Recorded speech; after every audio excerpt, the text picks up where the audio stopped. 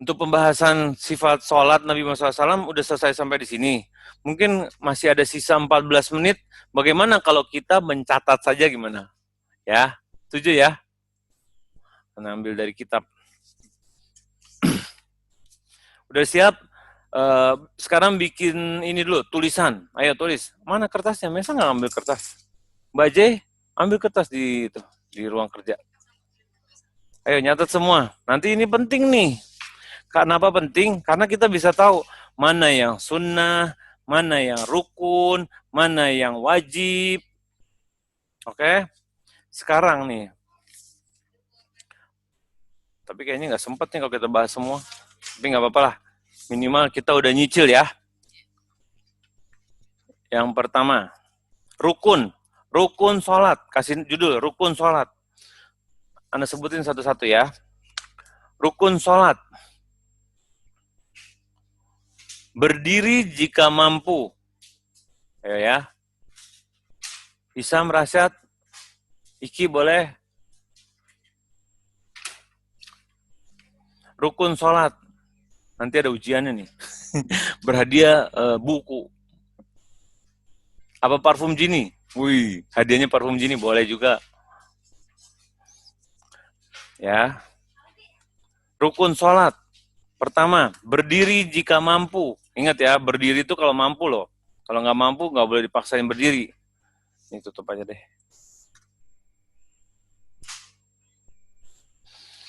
Berdiri jika mampu. Apa hukumnya dulu dijelasin? Nanti aja lah hukumnya terakhir ya. Rukun sholat, berdiri jika mampu. Yang kedua, takbiratul ihram. Ya, sambil mengatakan Allahu Akbar. Takbiratul ihram. Takbiratul ihram. Udah tahu semua insya Allah ya. Ini nyatet semua nggak nih? Coba Kakak Feti, Tante Cinut, apa Anda perlu sebutin nih satu-satu nih? Iya, nyatet saya. Alhamdulillah. Siap. Catat ya. Alhamdulillah nyatat. Penting nih. Kenapa penting? Karena kalau rukun kita tinggalkan, sengaja nggak sengaja, lupa atau sengaja, itu batal sholatnya. Kalau batal, mesti diulang sholatnya. Oke, alhamdulillah nyatet semua. Yang ambil dari kitab nih, lain kitabnya. Hehe. Oke. Pertama tadi berdiri, kedua takbiratul ihram, ketiga membaca surat Al-Fatihah. Dalilnya nggak usah ya, udah tahu. La sholata liman lam yaqra Fatihatal Kitab. Fatihatal Kitabi, maaf. Jadi tidak ada sholat bagi orang yang tidak membaca Al-Fatihah. Udah ya, membaca Al-Fatihah. Lalu ruku. Nah, ruku. Ini masih rukun nih. Rukun ya. Lalu kalau orang kita habis ruku, lalu bangkit dari ruku, berdiri ya. Apa i'tidal ya? I'tidal tuh. I'tidal itu rukun.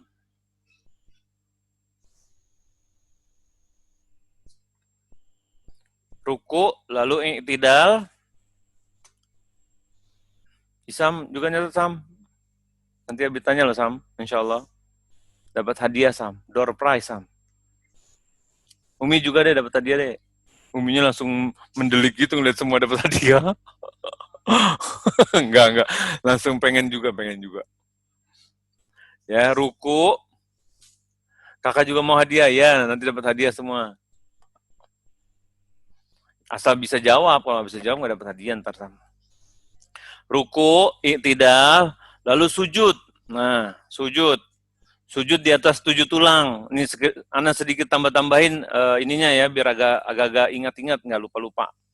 Sujud di atas 7 tulang. Udah pernah dibahas nih, yang apa sih ini namanya, ini kening ya? Kening nyatu dengan hidung. Lalu duduk di antara dua sujud, ya.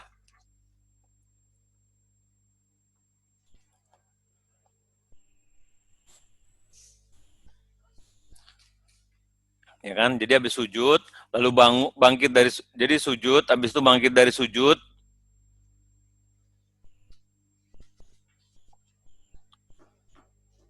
panggil lagi ya, sujud di atas 7 tulang, lalu bangkit dari sujud, lalu duduk di antara 2 sujud. Tuh. Karena nggak mungkin langsung duduk di antara 2 sujud kalau nggak bangkit dulu ya. Oke, ditambahin lah tuh boleh, bangkit dari sujud. Di antara sujud, tadi nomor 7-nya, nomor tujuhnya bangkit dari sujud, lalu nomor 8-nya duduk di antara 2 sujud. Nomor 9, ini ada 14. Rukunnya ada 14.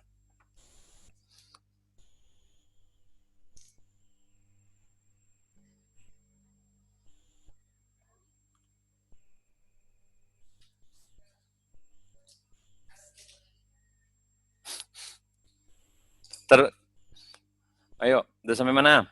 Duduk di antara 2 sujud, udah ya. Nomor 9, tumak ninah di dalam setiap rukun. Tuh, nomor 9, tumak ninah.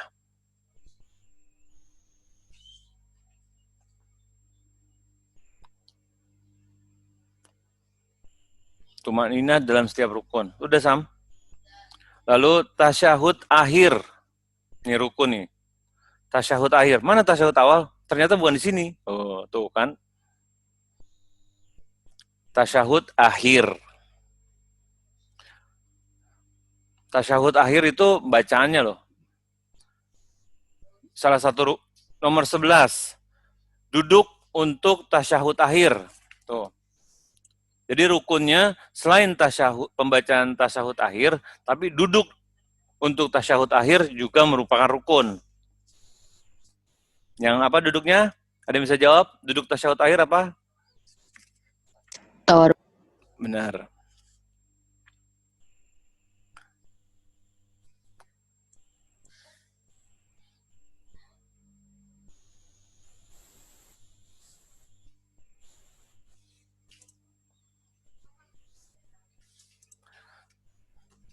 Udah, sekarang duduk untuk tasyahud akhir. Nomor 12. Bersalawat kepada Nabi Muhammad SAW. Salawat Nabi boleh ditulis atau baca salawat Nabi boleh.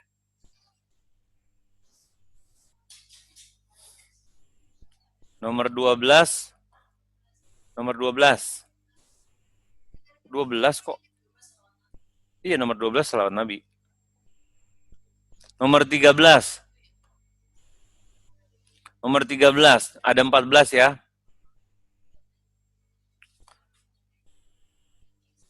Tertib di antara rukun. Yang ketinggalan nggak apa-apa, nanti tinggal nyalin. Yang penting berusaha dihafalin ya teman-teman ya. Ada 14. Jadi kalau ditanya, ada berapa rukun sholat? 14. Yang ke-14, yang ke-13, tertib di antara rukun. Jadi setiap rukun itu maksudnya berurutan, nggak boleh terbalik-balik. Itu maksudnya tertib di antara rukun. Jadi nggak boleh ruku dulu, itidal dulu baru ruku, nggak boleh. Nggak boleh sujud dulu baru ruku, nggak boleh juga. Pokoknya tertib berurutan, di antara rukun berurutan. Yang ke-14, ada yang bisa tahu yang ke-14? Salam. Salamnya mana? Yang menengok apa yang membaca salam? Membaca salam ya. Alhamdulillah. Kita lanjutkan kan nih? Wajib sama sunnahnya. Konsekuensinya waktunya nambah. Nggak apa-apa ya? Boleh. Yang wajib ada 8, yang sunnah ada 7. Gimana?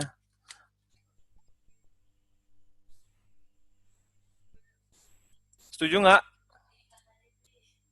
Kerasa udah B, nanti aja B.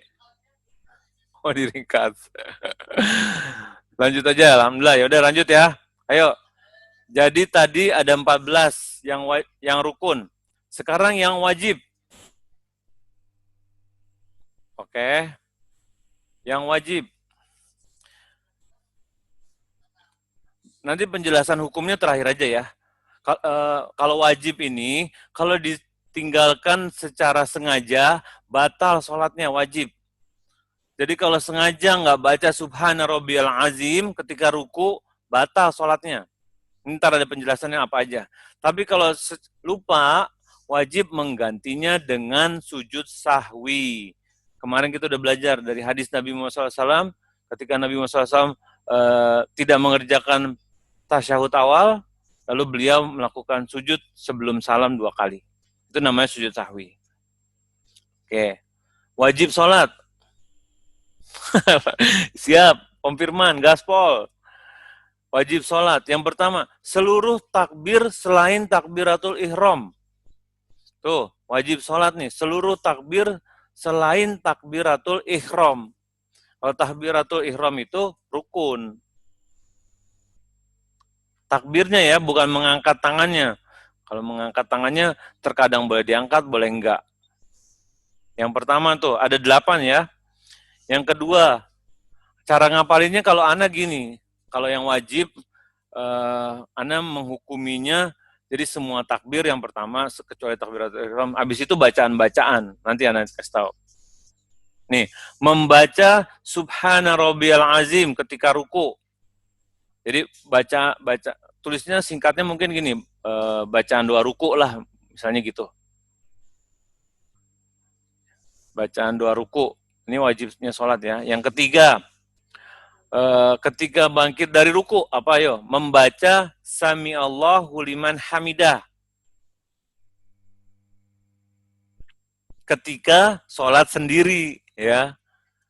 Kalau sholat sama imam, imam yang baca, kita baca Robbana lakal hamd. Jangan lupa. Oke. Nomor 3, membaca Sami Allahu liman hamidah ketika sholat sendiri, teman-teman. Minum dulu sebentar ya.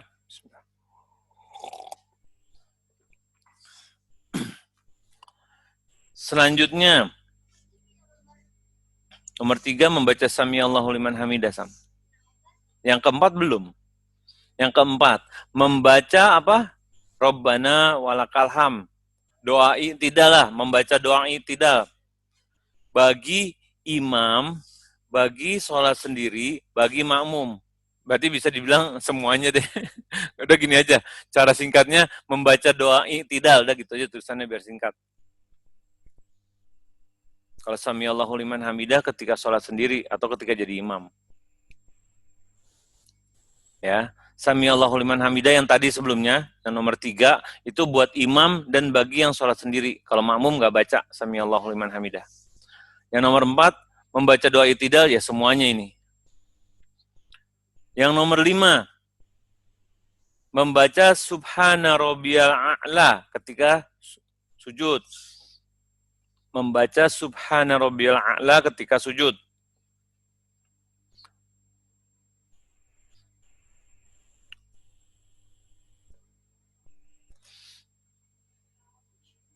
Yang keenam, nyatet ya. Rasyad nyatet, Sat. Yang keenam, membaca doa di antara 2 sujud. Karena bilangnya gitu aja. Ada kan, ada Robbi Firli, ya kan. Membaca doa di antara 2 sujud. Yang keenam. Yang ketujuh, tasyahud awal. Nah, tasyahud awal jatuhnya di wajib sholat. Bukan di rukun sholat. Jadi kalau lagi sholat jamaah, imamnya langsung berdiri, kalian ikut berdiri. Jangan kalian mogok. Kayak apa ya, kayak kalau misalnya hewan lagi mau dipotong, mogok aja badannya ditaruh di lantai, nggak mau ngikut gerakannya imam. Nggak boleh. Tasyahud awal yang ketujuh ya. Yang ke-8, duduk untuk tasyahud awal. Itu yang ke-8 tuh. Duduk untuk tasyahud awal.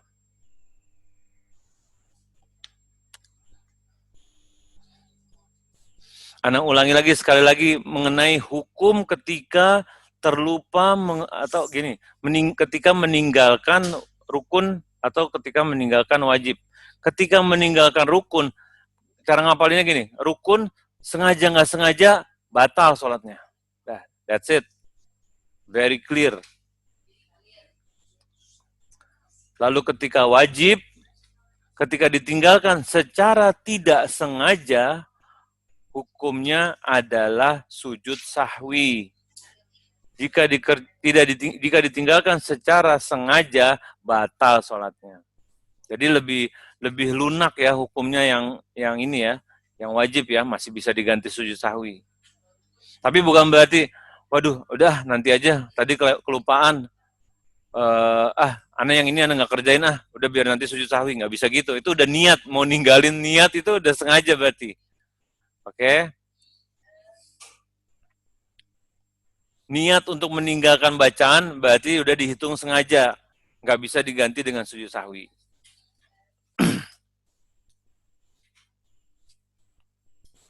Dan cara ngapalinnya yang sunnah, apa-apa selain rukun dan wajib itu dihukumi sunnah. Oke? Apa-apa selain rukun dan wajib itu dihukumi sunnah. Sunnah itu kalau kita tinggalkan sengaja atau tidak sengaja, hukumnya tidak apa-apa, apa rugi? Coba jawab di chat, tidak apa-apa, apa rugi? Kalau sunnah kita tinggalkan sengaja atau tidak sengaja? Rugi bener Sam. Jadi kita ambil semuanya insya Allah ya. Jangan kasih, bayangin kalau kita kerjakan semua sholat sunnah itu pelengkap yang wajib yang rukun loh. Jadi kalau misalnya rukunnya atau wajibnya ada yang nggak sempurna, insya Allah sunnahnya itu sebagai penutupnya. Seperti kalau kita puasa wajib, puasa sunnah itu nutupin, misalnya puasa wajib kita ada yang kita sempat berbuat maksiat, Allah ganti, Allah tutupin tuh dengan yang sunnah-sunnah kita. Sholat juga gitu, sholat wajib, misalnya ada yang kurang sempurna, kita kerjakan sholat sunnah, begitu juga sebagai melengkapi atau menyempurnakan lah bahasa ininya, bagusnya. Yang sunnah, sebutin ya, ada 7 nih. Sebenarnya intinya sih tadi tuh, selain yang rukun dan wajib, yaitu jatuhnya sunnah. Apa aja? Pertama, mengangkat tangan ketika takbir. Tulis, sunnah dalam sholat, mengangkat tangan ketika takbir. Tapi sunnah itu bukan dalam sampai level wajib ya. Jadi bukannya berarti teman-teman, aku harus selalu angkat, karena ini pahala sunnah. Enggak, dijadiin varian juga aja. Kadang diangkat, kadang enggak gitu. Ya. Mengangkat tangan ketika takbir. Takbirnya takbir ini loh. Takbir bukan takbiratul ihram loh. Takbir intikal boleh. Masih ingat takbir intikal, takbir perpindahan. Lalu kedua, membaca doa istiftah. Ya, sunnah yang kedua, membaca doa istiftah.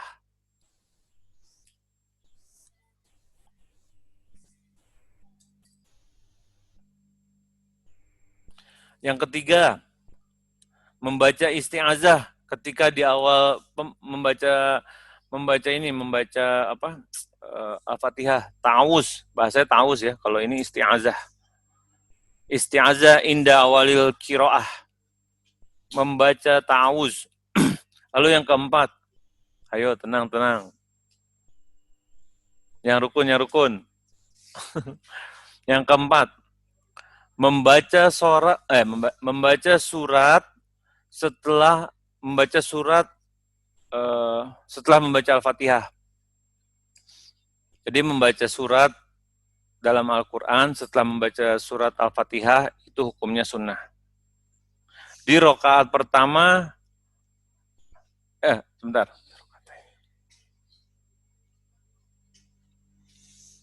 Di 2 rakaat pertama, fi raqatainil awalaini, di 2 rakaat pertama. Ya, jadi kalau misalnya sholat zuhur kan 4 rakaat, membaca 2 surat pendek, jangan surat pendek, membaca 2 surat Al-Quran, Anda nggak mau bilang pendek, nanti pendek beneran. Ntar yang dibaca trikul doang, yang dibaca ina doang, yang dibaca kuliah doang, Al-Qadar doang. Jangan, Anda nggak mau bilang surat pendek, surat dalam Al-Quran. dengan harapan bisa baca Al-Baqarah teman-teman nanti insya Allah ya dalam salatnya ya. Keren tuh. Dalam salat baca Al-Baqarah. Itu baru muslim tangguh. Itu tingkat kehusyuannya Masya Allah tuh berarti itu. Ya, yang keempat, membaca surat dalam Al-Quran. 2 rakaat pertama.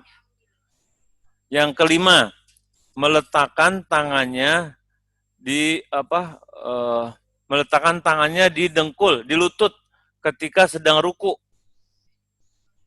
Meletakkan tangannya telapak tangan di lutut ketika ruku. Tuh. Jadi kalau kita nggak ngerjain itu hukumnya sunnah. Tapi kayaknya kalau di sini di Indonesia nanti dicap aneh kalau kita nggak kerjain. Jadi amannya udah dikerjain aja. Meletakkan tangan di lutut ketika ruku. Yang keenam, bersedekap. Bersedekap ketika berdiri ya. Wad'ul yamini ala yasari fi asnail qiyami. Lebih kan? Yang keenam, bersedekap yang keenam. Bersedekap. Maksudnya ketika berdiri ya. Bersedekap ketika berdiri. Yang ketujuh, yang terakhir,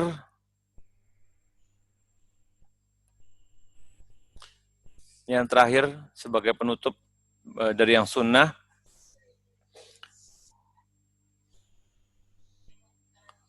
bukan.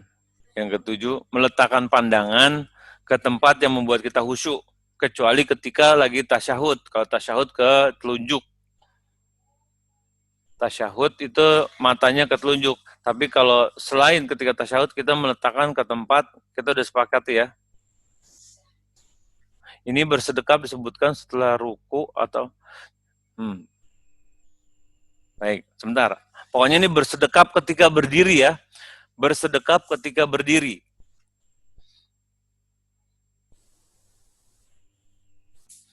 Kalau misalnya, mana tadi? Nanti pertanyaan dijawab setelah ini ya.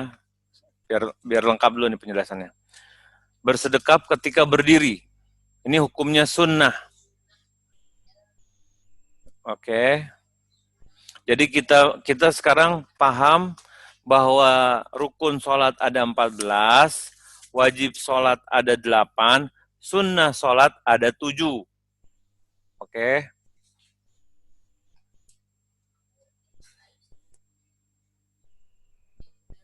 Pokoknya apa-apa yang di luar rukun dan wajib itu sunnah. Kayak tadi kita salam kan rukun, tapi menengok ke kanan ke kiri kan sunnah. Nah, berarti sunnah salam kan rukun. Lah, menengok kanan kirinya gimana? Karena tidak ada di rukun sama di wajib, berarti dia jatuh ke dalam sunnah. Gitu ya teman-teman ya. Kalau misalnya ada gerakan yang rasanya, loh ini nggak termasuk dalam rukun sama wajib, berarti jatuhnya di sunnah dia. Gitu cara ngapalinnya. Jadi jangan, wah ini belum disebutin nih, jangan-jangan di rukun nih, jangan-jangan di wajib nih. Enggak. Pokoknya apapun di luar rukun dan wajib adalah sunnah. Karena udah ulangi 3 kali nih, mudah-mudahan ingat ya.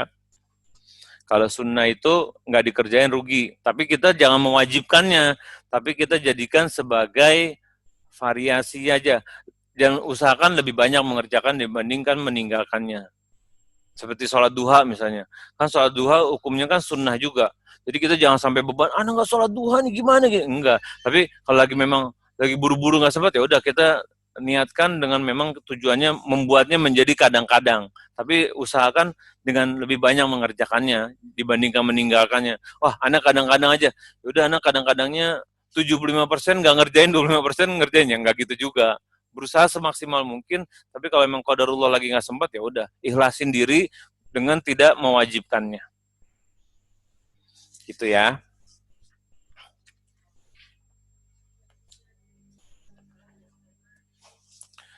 Tambahan sedikit ya boleh ya. Nih, hal-hal yang makruh ketika sholat. Hal-hal yang makruh ketika sholat. Pertama, memejamkan mata. Jadi nggak boleh tuh sholat merem.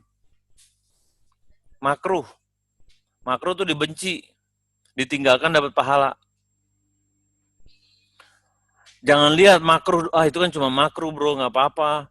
Jangan lihat makruhnya, tapi melihat itu perbuatannya dibenci sama siapa? Oleh Allah Subhanahu Wa Taala.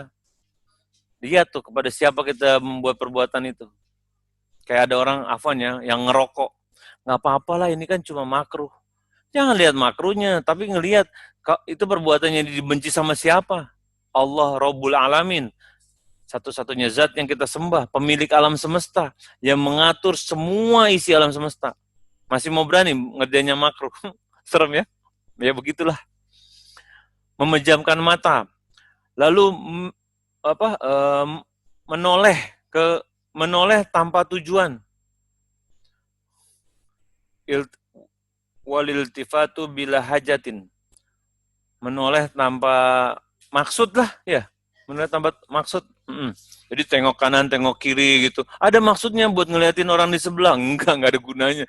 Kecuali memang ada yang tiba-tiba jatuh atau apa, terus kita pingsan, terus kita noleh biar, wah ini kayaknya perlu ditolong. Atau dia memang cuma kesandung gitu. Itu masih noleh yang ada uzurnya gitu.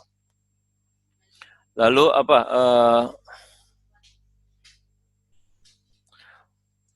merentangkan kedua siku ketika lagi sujud. Jadi sikunya benar-benar dikakuin, dikerasin gitu ketika lagi sujud gini. Ini udah sampai yang di sebelah-sebelahnya kesempitan. Nah, itu makruh tuh. Yang terakhir, bersendau gurau, cengengesan. Siapa yang suka cengengesan kalau sholat? Nggak boleh lagi ya, bertobatlah kepada Allah. Nggak boleh cengengesan lagi kalau sholat. Biar cuma nggak boleh juga. Nggak mau sebut nama nih. Ya, batal tuh kalau misalnya cengengesan gitu loh, Sam. Pembatal sholat, baca ya. Tadi yang makruh, sekarang yang membatalkan sholat. Banyak ya. Sebentar. Pembatal sholat nih, catat nih. Berbicara ketika sholat. Pembatal sholat, berbicara ketika sholat. Kenapa tujuannya disuruh nulis? Biar jadi ada ada photographic memory lah ketika kita membaca dan kita menulis gitu. Jadi ingat insya Allah. Berbicara ketika sholat. Tertawa batal sholat loh, bukan makruh loh. Ya, nomor 2 tertawa. Nomor 3 al-aklu wasyurbu, makan dan minum. Keempat, banyak berjalan, jadi jalan ke sana ke sini gitu. Ada cerita nih lagi di Masjidil Haram misalnya, ada orang lagi di Masjidil Haram, dia lihat depan softnya kosong, dia maju. Mau sampai sujud masa dia mau maju terus, kan nggak mungkin. Jadi ya maju sekali, kalau memang depannya kosong lagi ya udah, kita jangan terlalu banyak berjalan karena nanti batal sholatnya. Yang terakhir, tersingkap aurat. Nah, penting nih kita tahu pembatal sholat. Misalnya yang laki-laki pakai bajunya kependekan, tersingkap auratnya, belahannya yang belakang, batal sholatnya. Yang wanita juga gitu. Misalnya rambutnya karena mukenanya longgar, akhirnya lepas semua ikatannya, itu batal juga. Kalau yang di sini tertawa aja sih, nggak dijelaskan. Baik, untuk pembahasannya sampai sini kita lihat di kolom chat ya, nih Afwan ya, ini banyak. Bentar, mana tadi? Bersedekap disebutkan setelah ruku, apa maksudnya bersedekap? Jadi gini, bersedekap itu bisa dilakukan juga setelah ruku. Maksudnya ketika itidal bersedekap ada, dan itu salah satu ada yang berpemahaman bahwa ketika berdiri, jadi ini hilaf ulama juga, ada yang berpendapat bahwa ketika itidal juga boleh bersedekap. Bersedekap tuh tangannya ini loh, apa sih? Nih bersedekap nih. Tante Cinut ini bersedekap ya. Jadi bersedekap kita belajar ada berapa? Ada 3. Nanti kasih dilihat. Nih ada yang di sini, ya kan? Ada yang begini, ada yang di sini. Jadi cuma diletakkan, terus ada yang punggung sama telapak sama ini apa pergelangan nutup. Ada yang kita suka pegang gini. Yang salah yang bersedekap di sini dipegang itu salah. Oke. Yang bersedekap setelah ruku atau yang ketika tidak bersedekap ini hilaf ulama nih.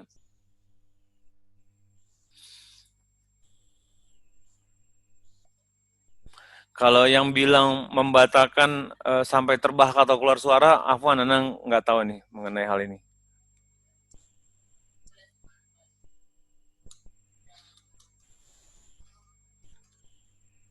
Udah ya, gitu aja ya. Waktunya udah jam berapa nih? Udah mau jam 9. Oke, ada lagi kah pertanyaan? Yang penting yang tadi tuh di ini ya, dihafalin ya insya Allah ya. Rukunnya dihafalin, terus wajibnya dihafalin. Cara bedanya, yang wajib, kalau Ana prinsipnya, kalau rukun insya Allah udah hafal.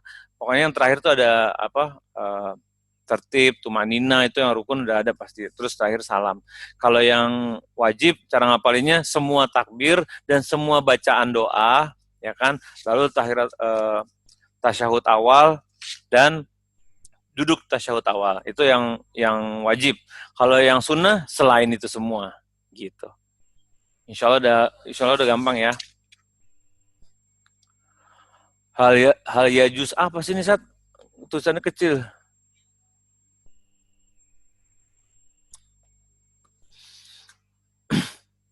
Baik, sekian yang bisa disampaikan untuk malam ini. Catatannya dijadikan modal untuk lebih memperbaiki sholatnya dan lebih bisa diamalkan dan bisa dipahami. Anak kasih tahu lagi nih ininya, hukumnya ya. Kalau rukun sengaja nggak sengaja batal sholatnya dan diulangi lagi.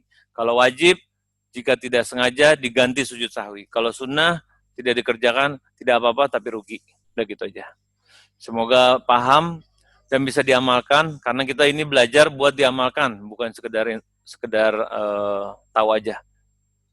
Mohon dimaafkan jika ada salah kata. Kebenaran datangnya dari Allah Subhanahu wa taala. Semoga bermanfaat dan bisa diamalkan. Kita tutup dengan pembacaan doa kafaratul majelis. Subhanakallahumma wa bihamdik asyhadu an la ilaha illa anta astaghfiruka wa atubu ilaik.